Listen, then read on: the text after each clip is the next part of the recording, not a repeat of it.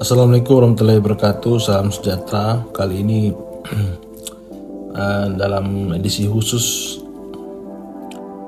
terkait dengan Doodle hari ini itu menampilkan tokoh Rasuna Said, tokoh pahlawan ya, perempuan yang kebetulan lahir pada 14 September 1910, kemudian diangkat menjadi tokoh Doodle yang banyak dipertanyakan oleh orang karena tokoh ini tidak terlalu terkenal ya, tapi ternyata setelah dibuka saya kemudian mencari referensi tentang sosok beliau. Tokoh ini cukup menarik ya, karena tokoh perempuan, tokoh pendidikan, tokoh jurnalis, tokoh yang bergerak dari tulisan, tapi juga aktif dalam organisasi-organisasi Islam, yang aktif juga dalam hal menentang praktek kolonialisasi oleh Belanda waktu itu.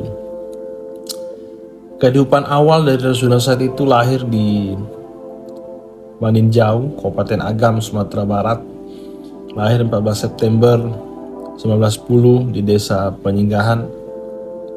Meskipun dia merupakan bangsawan, tapi juga nanti ketika besar dia menjadi seorang aktivis pergerakan ya. Kemudian dia punya latar histori yang menarik ya, karena dididik dalam pendidikan yang sangat-sangat agamis, sangat-sangat religius. Dia juga sempat sekolah di pesantren Ar-Rasyidiyah di Sumatera. Nah, di sini dia sudah mulai mencolok ya dibanding teman-teman yang lain, bukan hanya pandai dan cerdas, tapi juga pemberani, berani menyampaikan gagasan-gagasannya yang sedikit menyentil tentang bahaya atau menyentil tentang kondisi di mana yang praktek kolonialisasi itu perlu untuk ditolak. Gerakan-gerakan itu mulai terbangun sejak masih belia. Jadi awalnya Rasuna sempat menjadi pengajar di sekolah Dinia Putri sebagai guru, tapi kemudian sempat berhenti mengajar karena memiliki pandangan yang berbeda dengan sekolah, karena tahun-tahun itu tentu situasi nasional kita itu masih dalam hal budaya itu masih sangat-sangat sensitif terkait dengan bagaimana meruntuhkan dominasi patriarki.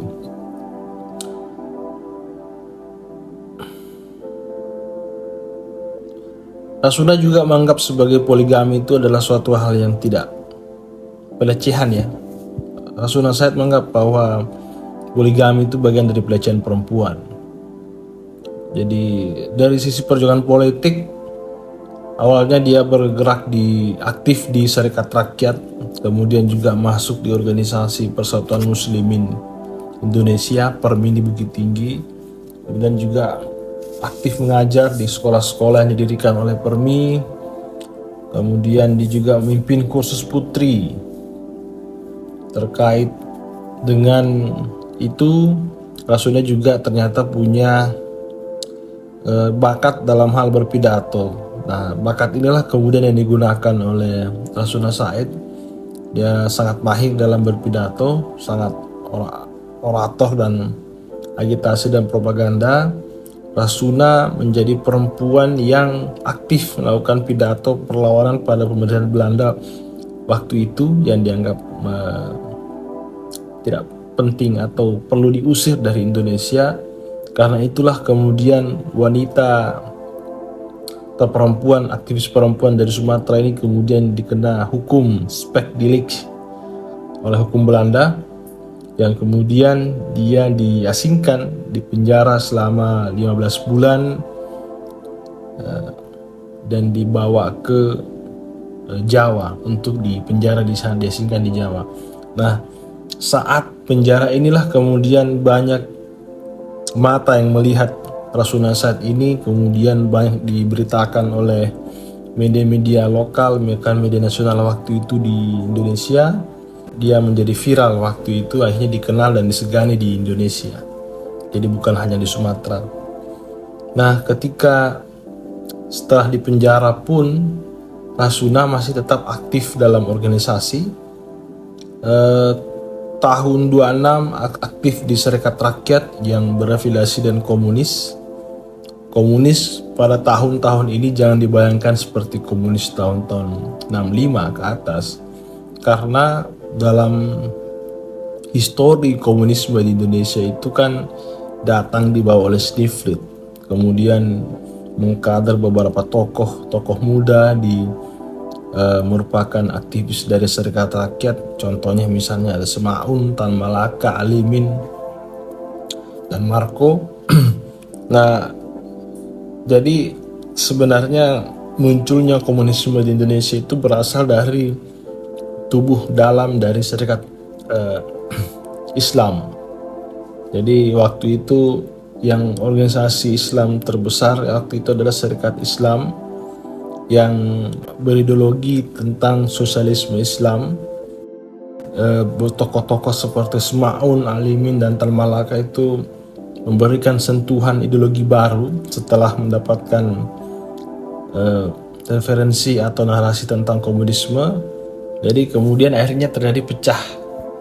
Ini referensi yang bisa dibaca di buku berebut kiri yang saya lupa penulisnya siapa, yang menjelaskan bagaimana praktik komunisme tahun 20 sampai 26 di Indonesia itu terjadi pergesekan dan di tubuh SI yang akhirnya terbelah menjadi dua.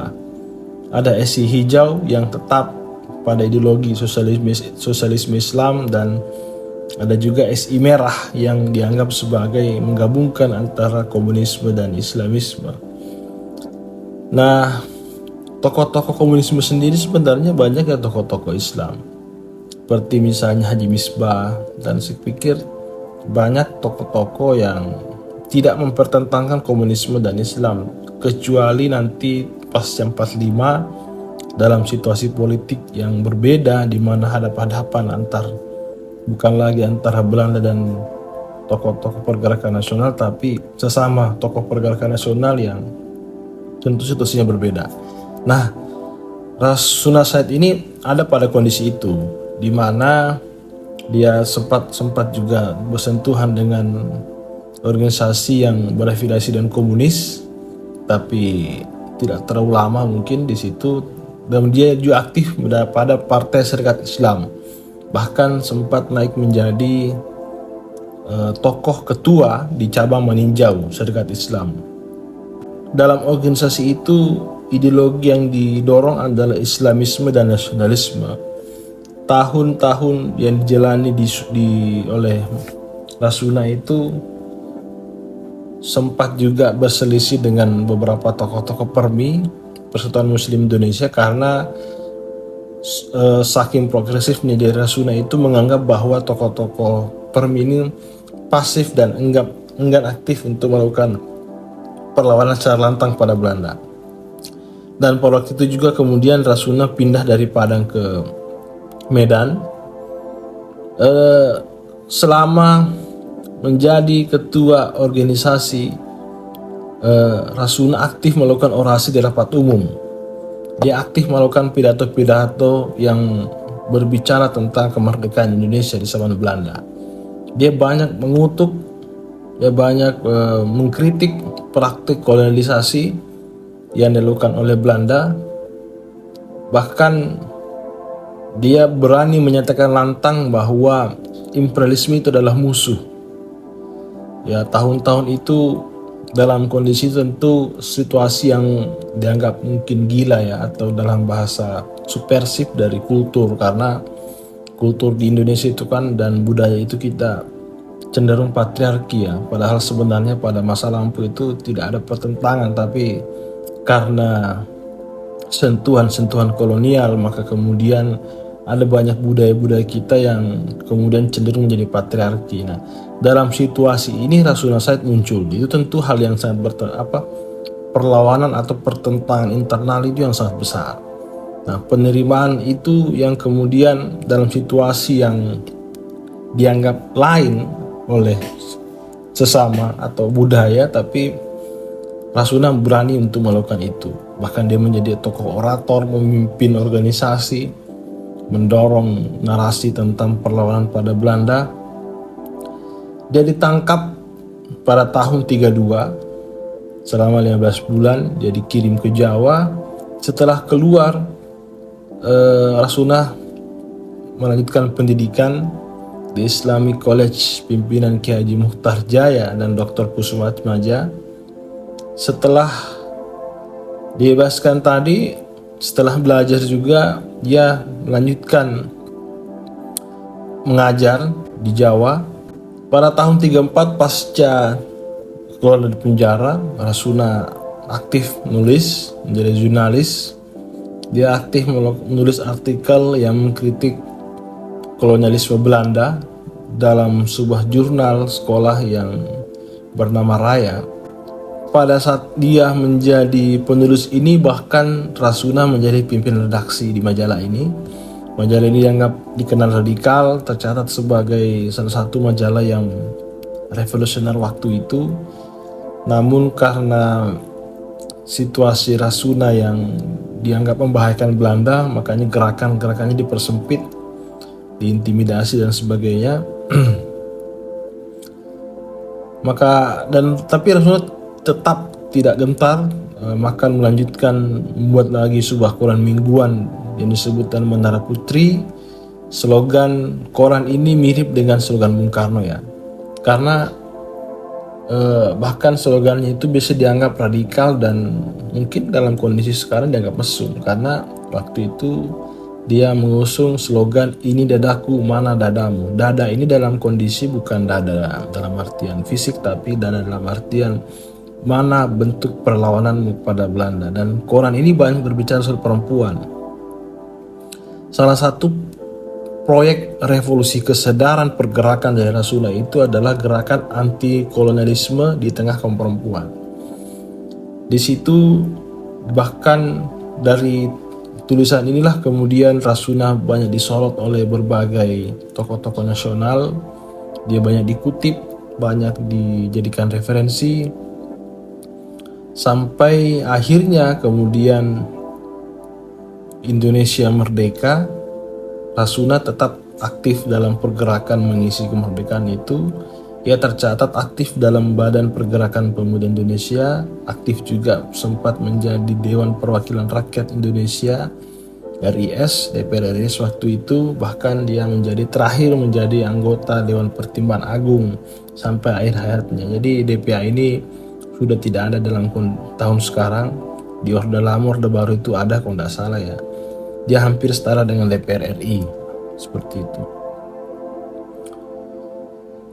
Bahkan karena perjuangan dan histori yang cukup beragam, bahkan gerakan-gerakan yang dibangun oleh Rasuna ini, akhirnya kemudian negara Soeharto mengangkat Rasuna menjadi tokoh pahlawan.